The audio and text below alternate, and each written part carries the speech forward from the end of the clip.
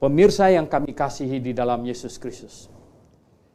Kali ini saya ingin mengajak pemirsa sekalian untuk memikirkan hal yang sangat penting, yaitu mengenai jalan masuk surga. Mengenai bagaimana kita bisa masuk surga.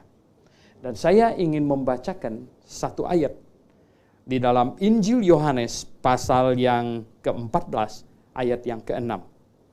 Berbunyi demikian. Kata Yesus kepadanya, "Akulah jalan dan kebenaran dan hidup. Tidak ada seorang pun yang datang kepada Bapa kalau tidak melalui aku." Ayat Alkitab dengan sangat jelas berkata bahwa jalan ke surga cuma satu, yaitu melalui Yesus. Akulah jalan. Tidak ada satu orang pun akan sampai ke surga kalau tidak melalui Yesus. Nah, lalu banyak orang bertanya, bagaimana dengan mereka yang hidup sebelum Yesus lahir? Nah, Bapak Ibu yang saya kasih dalam Tuhan Yesus, sesungguhnya demikian. Sejak Adam jatuh dalam dosa, sejak Adam jatuh dalam dosa, manusia berdosa sudah tidak mungkin bisa masuk surga. Mengapa? Karena surga itu tempat yang maha kudus. Manusia berdosa tidak mungkin menghampiri Allah lagi. Karena Allah pribadi yang maha kudus. Nah, oleh sebab itu, satu-satunya cara manusia bisa kembali ke surga, menghampiri Allah yang maha kudus, adalah jikalau dosanya diselesaikan. Dosa harus diselesaikan. Jadi manusia harus kudus sempurna. Hendaklah engkau kudus sempurna karena Bapamu kudus sempurna. Jadi manusia yang menghampiri Allah, masuk surga, itu adalah yang kudus, tidak ada dosa. Nah, bagaimana mungkin ada manusia kudus yang tidak berdosa, yang bisa masuk surga?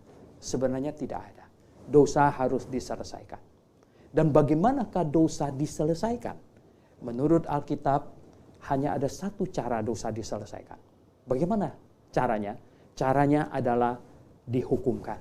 Dosa selesai kalau dosa itu dihukumkan. Upah dosa ialah maut, kata Alkitab. Jadi dosa dihukum selesai.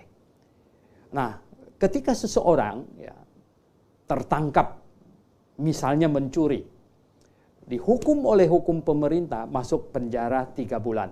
Mulai 1 Januari sampai tanggal 31 Maret. Dia menyelesaikan kesalahan mencurinya di hadapan hukum pemerintah, 3 bulan dihukum di penjara. Semua negara di muka bumi ini menyelesaikan dosa manusia dengan penghukuman. Tidak ada pemerintah yang menjatuhkan orang hukuman. Misalnya orang sudah membunuh orang, dihukum membangun jembatan 1 biji. Nggak ada yang macam begitu. Nah, pemirsa yang kami kasih di dalam Yesus Kristus, demikian juga Alkitab katakan bahwa upah dosa ialah maut. Dosa hanya dapat diselesaikan dengan penghukuman. Nah, oleh sebab itu sejak Adam jatuh dalam dosa, maka sebenarnya manusia harus menerima penghukuman. Tidak ada jalan lain bagi manusia selain manusia itu dihukumkan. Nah, oleh sebab itulah maka Allah segera menjanjikan kirim juru selamat. Allah janji kirim juru selamat. Nah, juru selamat ini nanti akan dihukumkan menggantikan manusia. Akan dihukumkan menggantikan manusia. Tetapi sebelum juru selamatnya tiba, yang penting bagi semua orang menuju kepada juru selamat yang akan datang itu, dia harus nomor 1 mengaku salah dan menyesal. Itu namanya bertobat. Dan kemudian percaya. Percaya apa? Percaya kepada janji Allah bahwa dia akan kirim juru selamat. Percaya bahwa juru selamat akan datang dan dihukumkan menggantikannya. Nah, pemirsa sekalian, akhirnya Allah mau manusia mengingat terus akan janjinya ini. Karena dengan bertobat dan percaya kepada Sang Juru Selamat yang akan datang dan dihukumkan menggantikannya, maka orang itu akan dihitung dosanya selesai. Oleh sebab itu Adam dan Hawa harus bertobat dan percaya kepada Juru Selamat yang dijanjikan. Dan sebagai tanda mereka percaya, sekaligus untuk selalu mengingat kepada janji Allah itu, mereka diperintahkan untuk melakukan ibadah simbolik yang sangat sederhana, yaitu membangun sebuah mezbah dengan batu, taruh seekor domba di atasnya, sambil pegang kepalanya, domba itu kemudian disembelih. Dan dengan demikian, ya, ini mensimbolkan sang juru selamat yang akan datang, kemudian dihukumkan menggantikannya, dan domba ini adalah simbolnya. Dan itulah yang dilakukan oleh Habel sebenarnya. Tetapi Kain tidak mau ikut aturan Tuhan. Dan seterusnya sebenarnya Tuhan mengingatkan manusia akan janjinya bahwa dia akan datang menjadi juru selamat, dihukumkan di atas kayu salib, menggantikan manusia. Sampai kepada zaman Musa, ketika bangsa Israel akan dibentuk untuk menjaga ibadah simbolik ini. Mereka keluar dari Mesir, kita sudah tahu 9 tulah. Firaun masih tidak mau melepaskan mereka pergi. Akhirnya Tuhan berkata, tulah ke-10 sekarang ini. Apa? Yaitu memotong seekor anak domba. Darahnya dipoliskan di pintu atas, kiri, dan kanan. Mengapa perlu atas, kiri, dan kanan? Sebenarnya ini tanda salib. Ya. Kenapa tidak dicucul-cucul di tengah saja kalau itu tidak perlu atas, kiri, dan kanan. Dan kita sudah tahu ceritanya, malamnya kemudian mereka keluar. Ya. Ini harus mereka lakukan. Terus setiap tahun. Sampai kapan sebenarnya? Sampai Yesus datang. Nah, dialah juru selamat itu. Dialah yang disimbolkan oleh domba yang sudah disembeli, mungkin sudah jutaan ekor. Dan ketika Yohanes memperkenalkan Tuhan Yesus, dia berkata, lihatlah, katanya, anak domba Allah yang menghapus dosa dunia. Nah, singkat cerita sebenarnya, kemudian Tuhan Yesus tergantung di atas kayu salib. Ada 7 perkataan Tuhan Yesus sejak tangannya dipaku, sampai kemudian dia menyerahkan nyawanya. Dan yang nomor 2 terakhir, dia berseru dengan suara nyaring, sudah selesai. Sudah selesai. Tete lestai, katanya. Apa yang sudah selesai sebenarnya? Jalan ke sorga selesai. Dosa seisi dunia sudah ditaruh ke atas dirinya dan dijatuhi hukuman. Jadi dosa dari Adam dan Hawa sampai dosa manusia yang terakhir ditaruh ke atas diri Yesus Kristus dan dijatuhi hukuman yang paling berat. Nah, oleh sebab itu, Bapak Ibu Saudara yang saya kasih dalam Tuhan Yesus Kristus, jadi ketika setiap orang yang mendengarkan kabar baik ini, kabar baik apa? Kabar baik bahwa dosa seisi dunia ditanggungkan ke atas diri Tuhan Yesus. Kabar baik ini harus diberitakan, disampaikan kepada semua orang. Mengapa?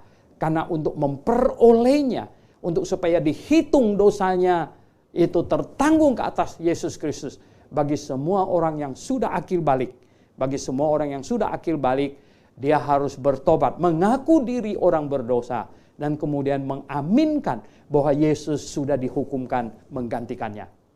Bagi anak-anak yang belum akil balik, bagi mereka yang Down syndrome, bagi mereka yang idiot, tidak diharuskan. Tetapi bagi yang sudah akil balik, dia harus mendengar akan kabar baik ini. Kenapa? Karena yang sudah akil balik ini sudah melakukan dosa atas kesadaran dirinya sendiri. Oleh sebab itu dia harus mengaku diri orang berdosa dan mengaminkan Yesus Kristus dihukumkan di atas kayu salib menggantikannya. Nah, bagaimana dengan mereka yang hidup sebelum penyaliban Yesus Kristus? Mereka beriman ke depan. Mereka harus bertobat dan percaya kepada juru selamat yang akan datang. Nah, itulah yang diimani oleh Abraham. Itulah yang diimani oleh Musa. Bangsa Yahudi bertanggung jawab untuk memberitakan tentang juru selamat yang akan datang itu. Sebelum bangsa Yahudi bertugas, sebenarnya ayah adalah tiang penopang dan dasar kebenaran. Ayahlah yang harus mengajar kepada anak-anak mereka. Dan setelah proses penyaliban selesai, nah kita hari ini, kita percaya kepada juru selamat yang sudah dihukumkan menggantikan kita. Abraham percaya kepada juru selamat yang akan dihukumkan menggantikannya. Jadi kita hari ini percaya kepada juru selamat yang sudah dihukumkan menggantikan kita. Dan jemaat lokal ditugaskan untuk memberitakan kebenaran ini, kabar baik ini kepada semua bangsa di muka bumi ini. Oleh sebab itu pemirsa yang saya kasih dalam Tuhan Yesus Kristus, kabar baik, Injil, adalah bahwa dosa seisi dunia telah diselesaikan oleh Tuhan Yesus. Setiap manusia sebenarnya bisa masuk surga. Tersedia jalan bagi setiap manusia untuk masuk surga. Jalannya sangat simpel, yaitu mengaku diri orang berdosa. Saya adalah orang berdosa. Dan kemudian mengimani, mengaminkan dengan segenap hati bahwa Yesus sudah dihukumkan menggantikan saya. Yesus sudah mati bagi saya di atas kayu salib. Disalibkan menanggung semua dosa saya. Dan sekarang saya hidup baginya. Jadi Yesus mati bagiku dan sekarang aku hidup baginya. Hidupku bukannya aku lagi, melainkan hidup milik kepunyaan Yesus Kristus. Keselamatan sebenarnya begitu sederhana. Dan harap, ya, pemirsa sekalian, tidak ada satu orang pun yang menolak Injil yang begitu baik, kasih karunia dari Allah, sehingga kita semua bisa diselamatkan. Amin. Maranatha.